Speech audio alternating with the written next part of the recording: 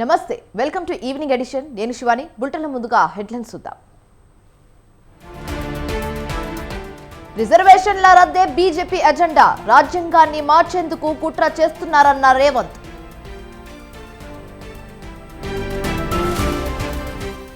రిజర్వేషన్లపై Congress the విష ప్రచారం fake video కేసులో మొదటి ముద్దాయి రేవంతేనన్న కిషన్ రెడ్డి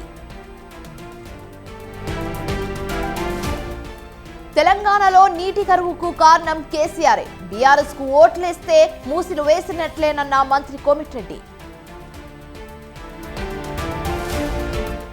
పేదలకు పథకాలు అందాలా వద్దా బాబుకు ఓటు వేస్తే మోసపోతామన్న జగన్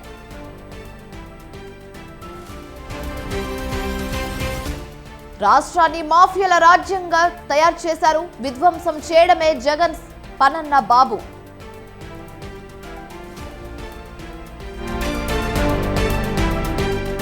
అయోధ్యకు చేరుకున్న ద్రౌపది ముర్ము రాష్ట్రపతి హోదాలో బాలరాముడికి ప్రత్యేక పూజలు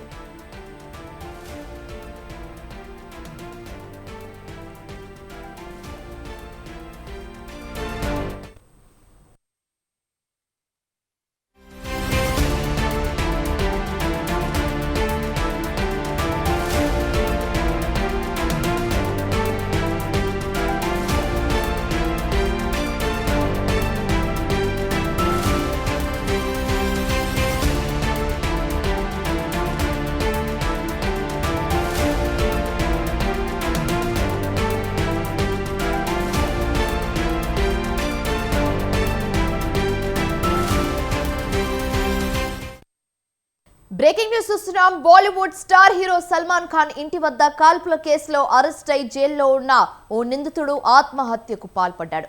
కస్టడీలో ఉన్న అనుజ్ తపన్ ఆత్మహత్య యత్నం చేశాడు. ఆయనను హాస్పిటల్ కి తరలించి చికిత్స పొందుతూ మృతి చెందారు. నిందితులకు గన్స్ అందించినట్లు అనుజ్ పై ఆరోపణలున్నాయి.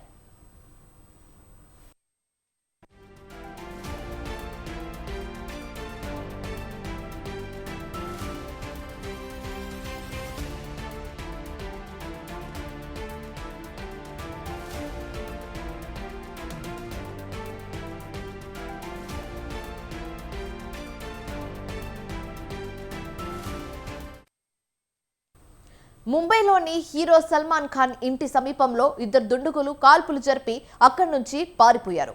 అయితే ఈ ఘటనను సీరియస్ గా తీసుకున్న ప్రభుత్వం నిందితులను వెంటనే పట్టుకోవాలని సూచించింది. దీంతో రంగంలోకి దిగిన పోలీసులు కాల్పులకు పాల్పడిన ఇద్దరు నిందితులను అదుపులోకి తీసుకుని కోర్టులో హాజరుపరిచిన తర్వాత జైలుకు తరలించారు. ఇవాళ ఆ ఇద్దరిలో అనుజ్ అనే నిందితుడు పోలీసుల కస్టడీలో ఆత్మహత్యానికి పాల్పడ్డాడు. ఇది గమనించిన పోలీసులు హుటాహుటిన అతన్ని స్థానిక హాస్పిటల్ కు తరలించారు. అక్కడ చికిత్స పొందుతూ మృతి చెందినట్లు డాక్టర్లు నిర్ధారించారు.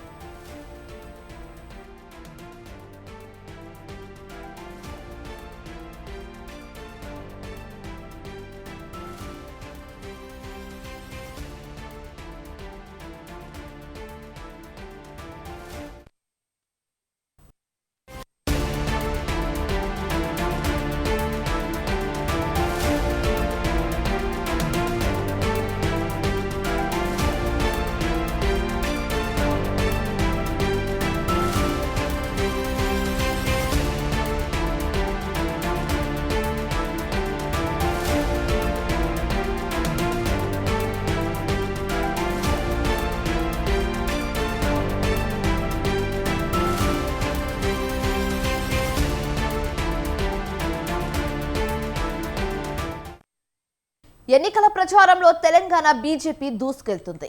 ఇప్పటికే ఓవైపు రాష్ట్ర నేతలు మరోవైపు జాతీయ నేతల ప్రచారంతో రాజకీయం మరింత వేడెక్కింది. తాజాగా తెలంగాణలో మరోసారి పర్యటించనున్నారు ప్రధాని మోదీ. ఈ నెల 8, 10 తేదీల్లో రాష్ట్రంలో పర్యటించనున్నారు. ఈ నెల 8న వేములవాడ, వరంగల్లో ప్రధాని మోదీ ఎన్నికల ప్రచారం నిర్వహించనున్నారు. అలాగే ఈ నెల 10న మహబూబ్ నగర్ తో పాటు ఎల్బీ నగర్ స్టేడియంలో ప్రధాని మోదీ బహిరంగ సభ నిర్వహించనున్నారు.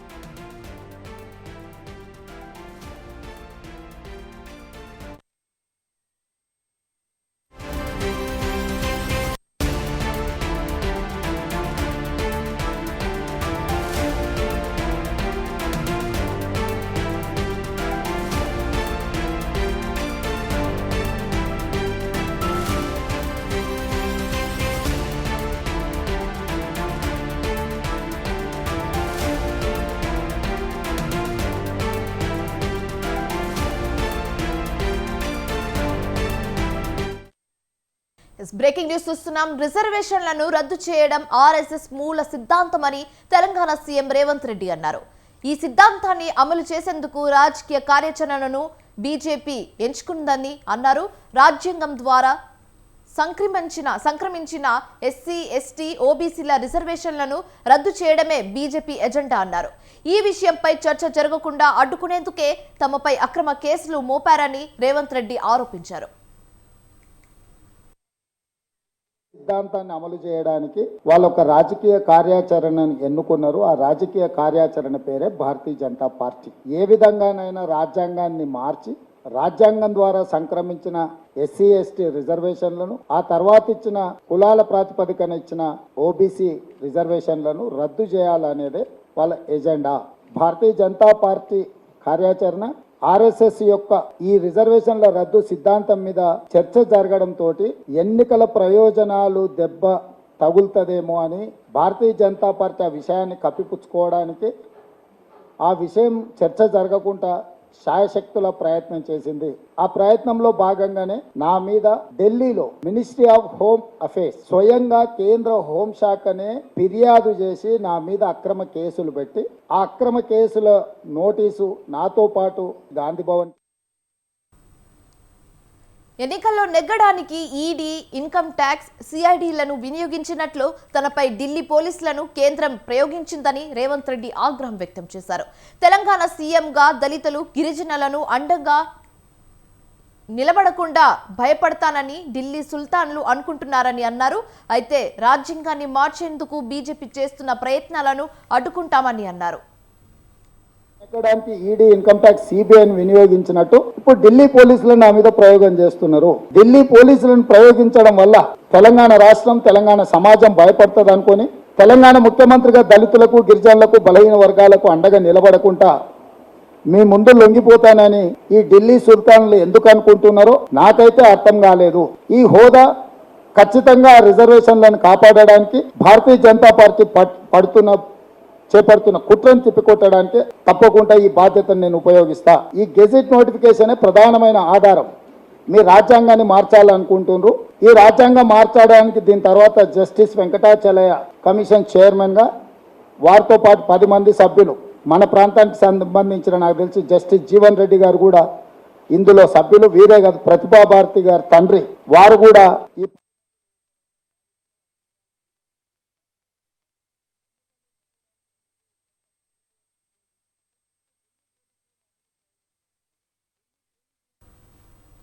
కాంగ్రెస్ పార్టీ ఇచ్చిన హామీలను అమలు చేసి మళ్లీ ఓట్లడగాలని బీజేపీ తెలంగాణ అధ్యక్షుడు కిషన్ రెడ్డి అన్నారు. రేవంత్ రెడ్డి ఇచ్చిన హామీలను గాలికి వదిలేశాడని అన్నారు. కాంగ్రెస్ పార్టీ పరిస్థితి రోజురోజుకు దిగజారుతోందని, ప్రజల నమ్మకం కోల్పోతుందని అన్నారు. పార్లమెంట్ ఎన్నికల్లో 14 స్థానాలు గెలుస్తామన్న రేవంత్ రెడ్డికి వ్యతిరేక గాలి వీస్తుండడంతో నోటికొచ్చినట్లు మాట్లాడుతున్నాడని విమర్శించారు. ఒక ప్రభుత్వం ఏ ఎన్నికలకు ముందు వెళ్ళినప్పుడు కూడా మా ట్రాక్ రికార్డ్ ఇది, మేము ఇప్పుడు చేస్తున్నాము, మేము ఇచ్చినటువంటి హామీలు ఇవి, మేము అమలు చేశాము అని ప్రజల ముందుకు వెళ్ళాలి. కానీ రేవంత్ రెడ్డి ఇచ్చినటువంటి 6 గ్యారెంటీలు గాలికి వదిలేశాడు. అందులో ఒక గ్యారెంటీ ఆగస్టు 15 అన్నాడు. మిగతా గ్యారెంటీల గురించి మాట్లాడడం లేదు. మరి ఈరోజు ఈ పార్లమెంట్ ఎన్నికల్లో కాంగ్రెస్ పార్టీ పరిస్థితి రోజు రోజుకు దిగజారుతున్నది. కాంగ్రెస్ పార్టీ పట్ల ప్రజలలో వ్యతిరేకత పెరుగుతా ఉన్నది. కాంగ్రెస్ పార్టీ వస్తున్నటువంటి పార్లమెంట్ ఎన్నికల్లో ప్రభావం చూపలేకపోతుంది. తెలంగాణలో కూడా కాంగ్రెస్ పార్టీ భూమి కదిలిపోతా ఉంది. కాబట్టి ఈరోజు ఏదో పొడి చేస్తాను, పార్లమెంట్ ఎన్నికల్లో 14 సీట్లు గెలుస్తానని మరి మాట్లాడినటువంటి ముఖ్యమంత్రి ఈరోజు తన కాళ్ళ కింద తాను భూమి కదులుతా ఉంటే ఏమి చేయాలో, ఏమి మాట్లాడాలో అర్థం కాని పరిస్థితుల్లో ఇక ఎన్డీఏ కూటమి 2014లో ఇచ్చిన ఒక్క హామీ అయినా నెరవేర్చిందా అని ప్రశ్నించారు ఏపీ సీఎం జగన్. చంద్రబాబు తన జీవితంలో పేదలకు ఒక్క మంచి పని కూడా చేయలేదని విమర్శించారు. జగన్ కు ఓటేస్తే పథకాలు కొనసాగుతాయని, కూటమికి ఓటేస్తే పథకాలకు ముగింపు పలుకుతారని జగన్ అన్నారు. వైసీపీ ప్రభుత్వ హయాంలో లంచాలు, వివక్షకు తావు లేకుండా నేరుగా సంక్షేమ పథకాలు అందుతున్నాయని చెప్పారు. ముఖ్యమంత్రిగా పరిపాలన చేశానని చెబుతావు, 3 సార్లు ముఖ్యమంత్రి అయ్యానని చెప్పి నువ్వు చెప్పుకుంటావు.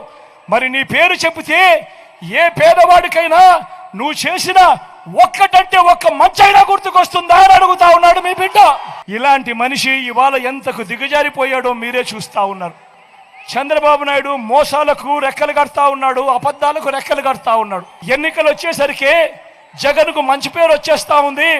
అవ్వాతాతలందరూ కూడా జగన్ను మా గుండెల్లో పెట్టుకున్నారు అని ఆ అవ్వాతాతలకు ఇంటికి అందే పెన్షన్ను దగ్గరుండి ఆయన మనిషి అయిన నిమ్మగడ్డ రమేష్తో కేంద్ర ఎన్నికల కమిషన్కు లేఖ రాయించి ఆపించి తీరా ఆపిన తర్వాత ఆ అవ్వాతాతలు చంద్రబాబు నాయుడు గారిని తిట్టకుండా తిడతా ఉన్నారు అని తెలుసుకొని ఆ నెపాన్ని కూడా మీ బిడ్డ మీదనే వేస్తా ఉన్నాడు అని అంటే ఇంతకన్నా దారుణమైన రాజకీయాలు ప్రపంచ చరిత్రలో ఎక్కడైనా ఉంటాయా అన్నది ల్యాండ్ టైటిలింగ్ యాక్ట్ విషయంలో కూడా ఇదే మాదిరిగా జరుగుతా ఉంది. ప్రతి ఒక్కరికి మెసేజ్లు పంపిస్తా ఉన్నాడు, ప్రతి ఒక్కరికి కూడా ఫోన్లు చేసి చెప్తా ఉన్నారు మీ భూములు జగన్ కాజేస్తాడు అని. అయ్యా చంద్రబాబు, జగన్ ఎలాంటి వాడో నీకు తెలియదేమో, కానీ ఈ రాష్ట్రంలో ఉన్న ప్రతి పేదకు తెలుసు జగన్ ఎలాంటి వాడో అని చెప్పి ఈ సందర్భంగా చెప్తా ఉన్నా. జగన్ భూములు ఇచ్చేవాడే కానీ జగన్ భూములు లాక్కునేవాడు కాదు నీ మాదిరిగా అని చెప్తా ఉన్నాడు. ఈరోజు ల్యాండ్ టైటిలింగ్ యాక్ట్ అంటే ఏమో చంద్రబాబు నాయుడు గారికి తెలుసా అని అడుగుతా ఉన్నాడు మీ జగన్. మీ భూముల మీద మీకు సర్వ హక్కులు కల్పించడమే ల్యాండ్ టైటిలింగ్ యాక్ట్కు సంబంధించిన ముఖ్య ఉద్దేశం. మీ భూములు 100 సంవత్సరాల కిందట సర్వే జరిగింది. భూములన్నీ కూడా సబ్ డివిజన్ జరక్క, భూముల కొలతలన్నీ కూడా సరిగ్గా లేక అమ్ముకునేదానికి కొనేదానికి ఇబ్బందులు పడతా ఉన్న పరిస్థితులలో వాళ్ళ భూముల మీద సర్వ హక్కులు వాళ్ళకి ఇచ్చేదానికి బౌండరీస్ నాటిచ్చి రికార్డ్స్ అన్ని అప్డేట్ చేసి ఆ రైతన్నలకు వాళ్ళకే ఇచ్చే కార్యక్రమం జరుగుతూ ఉంది అంటే ఇంత గొప్ప కార్యక్రమానికి చేతనైతే మద్దతు పలక. అధికార వైసీపీపై చంద్రబాబు తీవ్ర విమర్శలు చేశారు. ల్యాండ్ టైటిలింగ్ పేరుతో ప్రజల ఆస్తులను మాయం చేసేందుకు ప్రభుత్వం కుట్ర చేస్తుందన్నారు.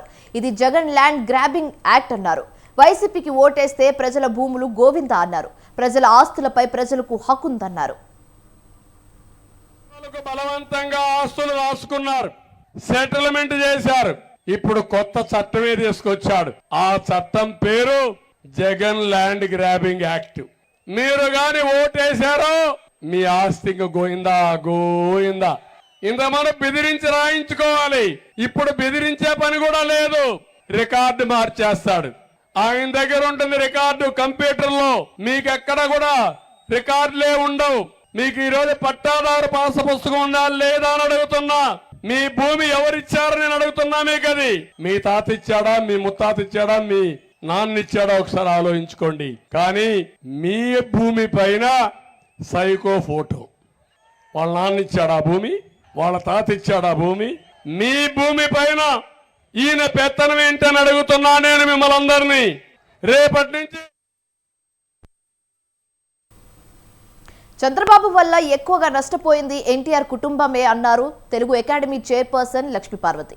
చంద్రబాబు కుప్పం ప్రజలను 35 ఏళ్లుగా మోసం చేస్తున్నారని ఆగ్రహం వ్యక్తం చేశారు. వ్యవస్థల్ని మ్యానిపులేట్ చేస్తూ ఎన్నికల్లో గెలవాలని చూస్తున్నారని అన్నారు. చంద్రబాబు కోవట్లుగా రేవంత్ రెడ్డి, సుజనా చౌదరి, పురంధేశ్వరిలు వ్యవహరిస్తున్నారని ఆరోపించారు. రాజధాని పేరుతో అమరావతిలోని రైతులకు చెందిన భూములను చంద్రబాబు కొట్టేశారని అన్నారు.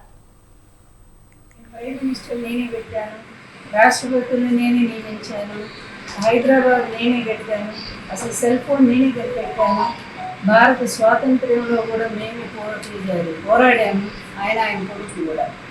అందువల్ల ఇంత కష్టపడి మేము మరి స్వాతంత్ర్యం కూడా తెచ్చాము. అలాంటి మేము ఇన్ని సంవత్సరాలుగా కుప్పంలో గెలుస్తూనే ఉన్నాను. నేను 45 సంవత్సరాలు నా ఇండస్ట్రీ అంతా మరి ఎంత ఘనంగా ఉన్న గొప్ప చరిత్రతో నిండిపోయిందని ఒకటే ఊకదంపుడు ఉపన్యాసాలు వెళ్ళాక జనాలు బారిపోతున్నారు. అది వేరే విషయం. అంటే అది చెప్పిందే చెప్పి ఈ మధ్య ఆయన పార్లమెంట్ ఎన్నికల ఓటింగ్ శాతం తగ్గనుందా? ఎమ్మెల్యేకే ఇచ్చిన ప్రాధాన్యత ఎంపీకి ఇవ్వడం లేదా? ప్రచారం ఆ స్థాయిలో జరగడం లేదా? ప్రజలు పట్టించుకోవడం లేదా అంటే అవుననే సమాధానం వినిపిస్తుంది. ఇంతకీ ఓటింగ్ శాతం ఎందుకు తగ్గనుంది? ఎమ్మెల్యేకి ఎంపీకి మధ్య వ్యత్యాసం ఏంటి? అసలు ఓటర్ అన్న మదిలో ఉన్నదేంటి? What's the story.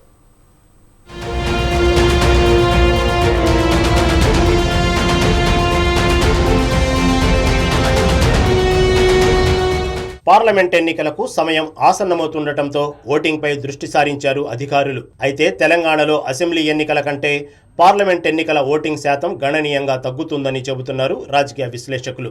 శాసనసభ ఎన్నికలకు ఉండే క్రేజ్ పార్లమెంట్ ఎన్నికల్లో కనిపించదని, ఓటరు అంతగా ఆసక్తి చూపరని వారు చెబుతున్న మాట.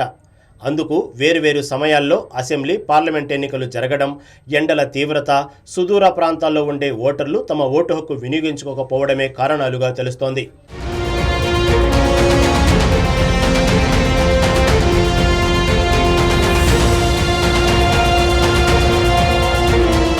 తెలంగాణలో శాసనసభ ఎన్నికలతో పోలిస్తే పార్లమెంట్ ఎన్నికల్లో ఓటింగ్ శాతం తగ్గుతోంది. 2018లో జరిగిన అసెంబ్లీ ఎన్నికలకు 73.74% నమోదు కాగా 2019లో జరిగిన ఎంపీ ఎన్నికలకు 62.77% నమోదుతో 11% ఓటింగ్ తగ్గింది. దీంతో గతంలో మాదిరే ఈసారి కూడా పార్లమెంట్ ఎన్నికల్లో ఓటింగ్ శాతం తగ్గే అవకాశం ఉందంటున్నారు పొలిటికల్ ఎనలిస్టులు. తెలంగాణలో పార్లమెంట్ ఎన్నికలు, అసెంబ్లీ ఎన్నికలు వేర్వేరు సమయాల్లో జరుగుతున్నాయి.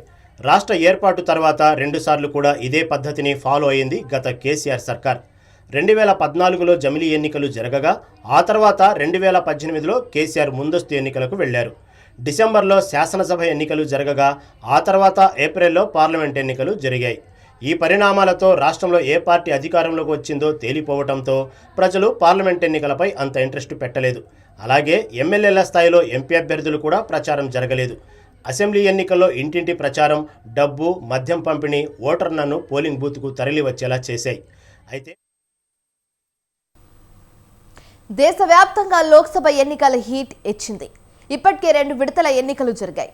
మే 7న 3వ విడత పోలింగ్కు దేశం సిద్ధమవుతుంది. తొలి 2 విడతల పోలింగ్ వివరాలను ఎన్నికల సంఘం అధికారికంగా విడుదల చేసింది.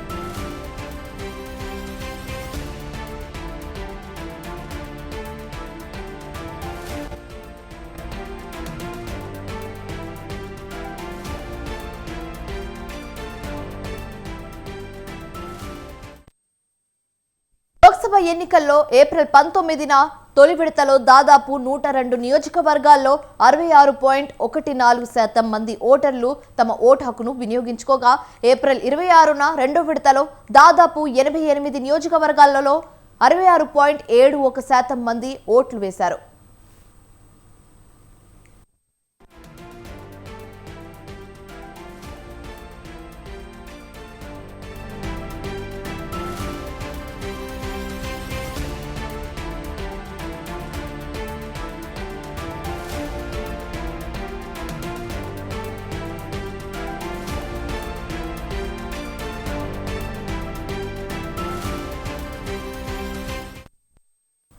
అయితే తొలి విడతలో ఓటు హక్కు వినియోగించుకున్న వారిలో పురుషుల శాతం 66.22% కాగా 66.07% మహిళలు ఓటు హక్కు వినియోగించుకున్నారు.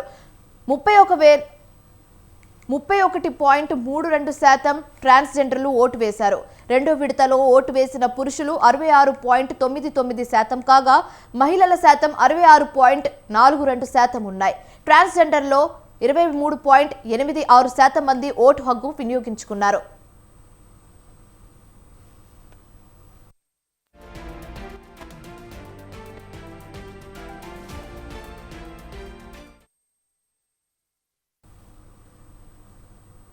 ఇవి ఇప్పుడు వరకున్న updates. For more updates keep watching స్వతంత్ర.